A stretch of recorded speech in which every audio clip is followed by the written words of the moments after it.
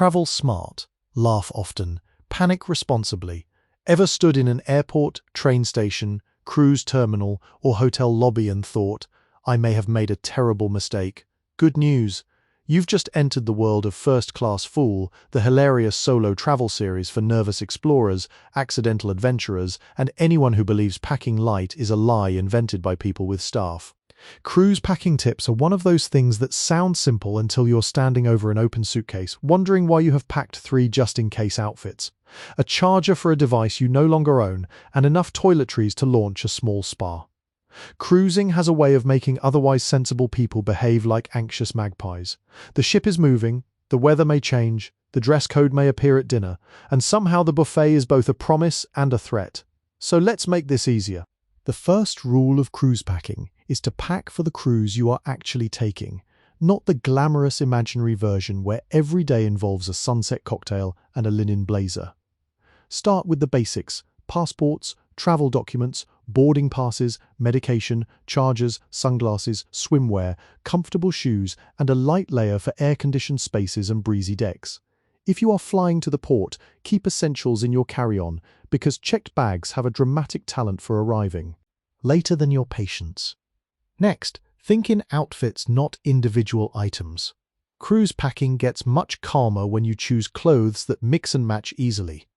A few tops, a couple of bottoms, one smarter outfit, one relaxed outfit, and one I have made an effort but remain myself outfit will usually do more than a suitcase full of hopeful possibilities.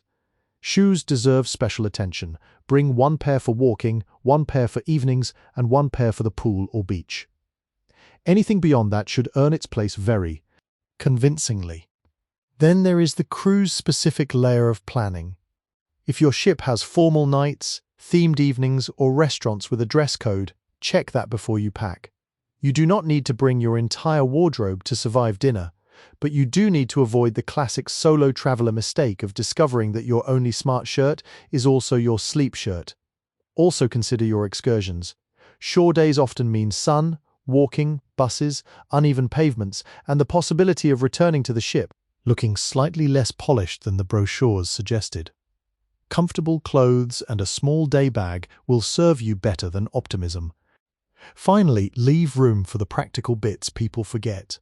A reusable water bottle, a small backpack or tote, seasickness remedies if you need them, a power bank, laundry supplies if you plan to refresh clothes on board, and a little extra space for souvenirs, toiletries, or the emotional purchase you make after the first sea day, because you have suddenly become a person who needs a ship magnet.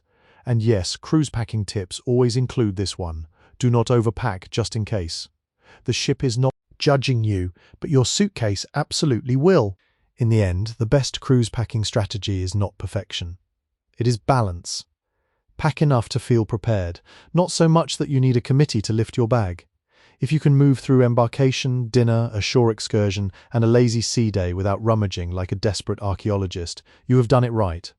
That is the real victory, arriving with everything you need and nothing you have to apologize for.